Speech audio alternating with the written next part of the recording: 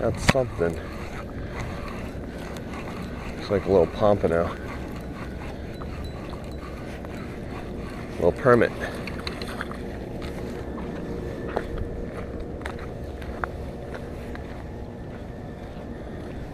Little baby permit. He ain't big enough. There's a little bit of excitement there. Little baby permit. Now you can tell they're different from pompano. You see he's got that deeper body, those longer fins up and down, and then see that dark yellow there at the bottom. And when they're this small, it's pretty easy to tell. They look a lot different.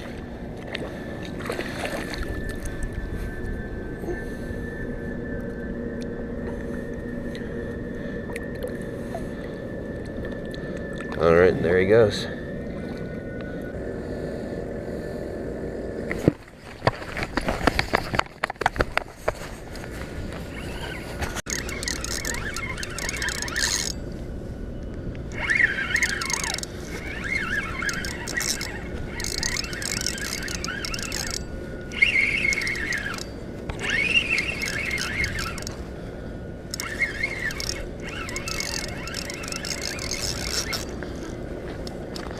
Cobia.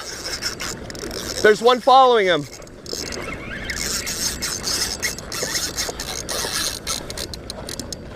They're too small, I think.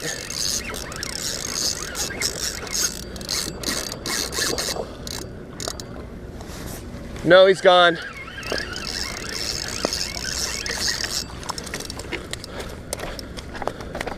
The spike there. All right, buddy. I want it out of you too. Don't worry. Oh, damn, he broke off my weight. Okay. Thank you, sir. I sure did.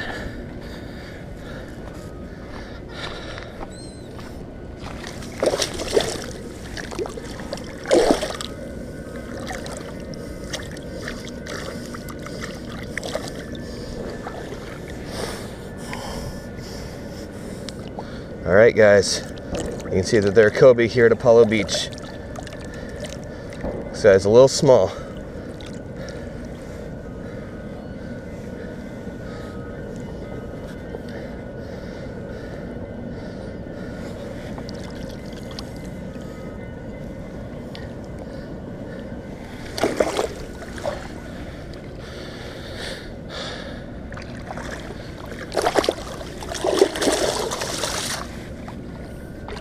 He's got a shiny new souvenir in his mouth. Yeah, it's on shrimp though.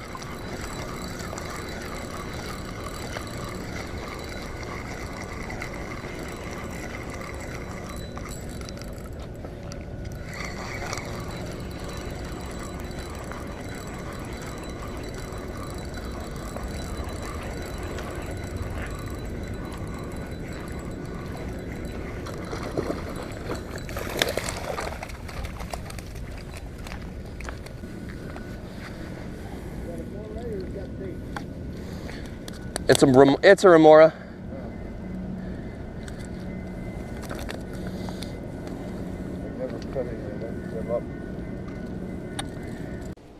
All right, everybody. So as you can see, I caught my first cobia today. He was a little too small. Well, a lot too small. They got to be 33 inches to the fork, and he was not even close to that. But it's fine. I was just psyched to get my first fish, my first cobia.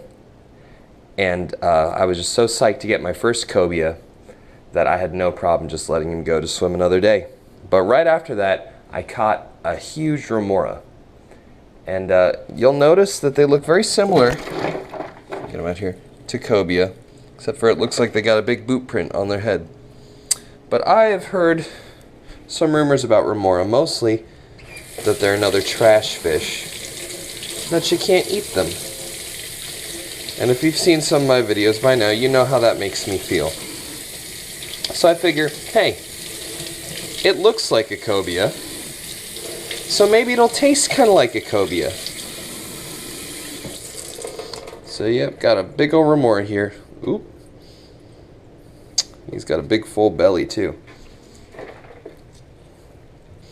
Alright, so we're going to clean him. I've never cleaned a Remora before, so I have no idea how this is going to turn out.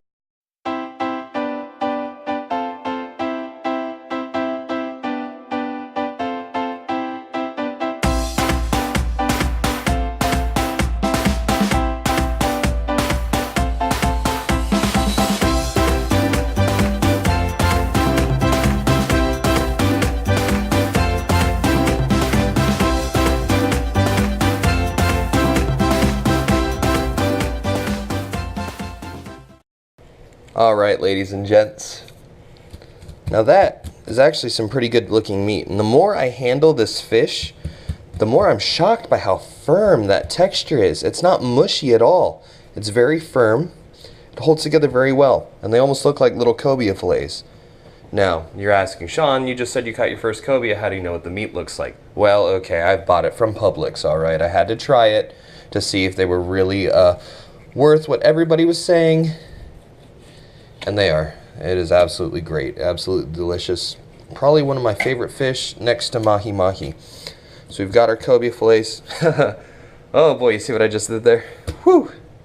So we have our Remora fillets. All cleaned and prepped. So what I'm going to do is I'm just going to take maybe half of a fillet and I'm just going to cook it in a little bit of salt, pepper, maybe a little bit of butter and garlic powder, just so we can see what the flavor is of this fish. So I've cut a little chunk off of this remora here just to take a look at it. You can see all those layers in there. It's a pretty looking meat here. And I gave it a little sniff, you know. It's not fishy at all. It smells good. It smells like any good fresh fish. No George here today, so we're not going to be trying it raw. I'm not quite as into raw fish as he is. Put that in there.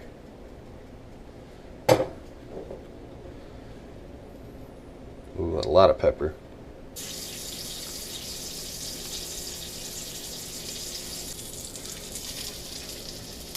Alright, that remora looks cooked. I'm about to try my first bite of remora.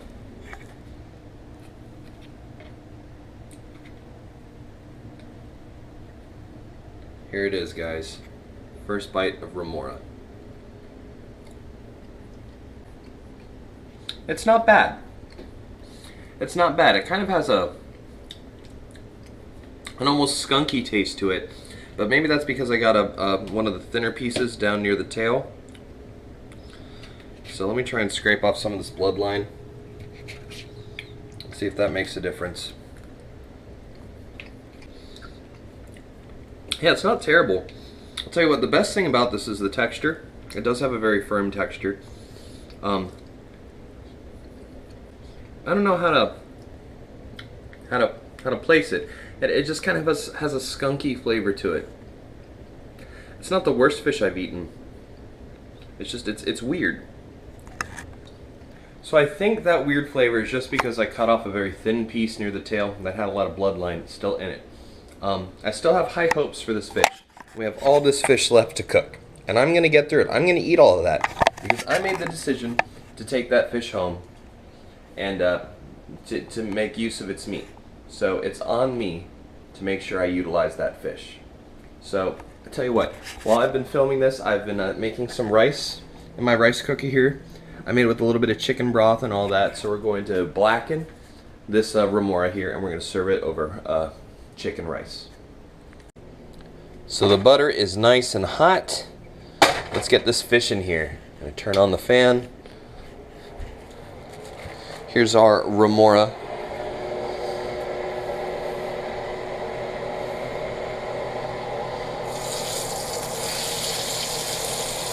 Into the pan.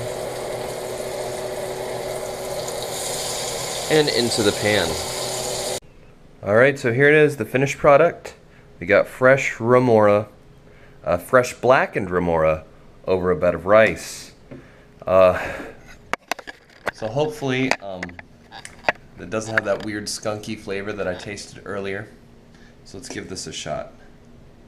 That flaked off there quite nicely. It's not the best fish I've ever eaten. And I don't really think I would keep one again. The idea of it just being a remora is kind of keeping me from enjoying it. I don't know why. I had no problem with the Jack Crevalle. I had no problem with the spot-tail pinfish, but this, for some reason, the thought that I'm eating a remora is kind of still weirding me out. But the flavor isn't bad. It's still a little weird. I don't really know how to put my finger on it. It's just, it's weird. But it's not bad. It's not bad at all. Give it a shot if you want to try it. Maybe you'll enjoy it more than I do.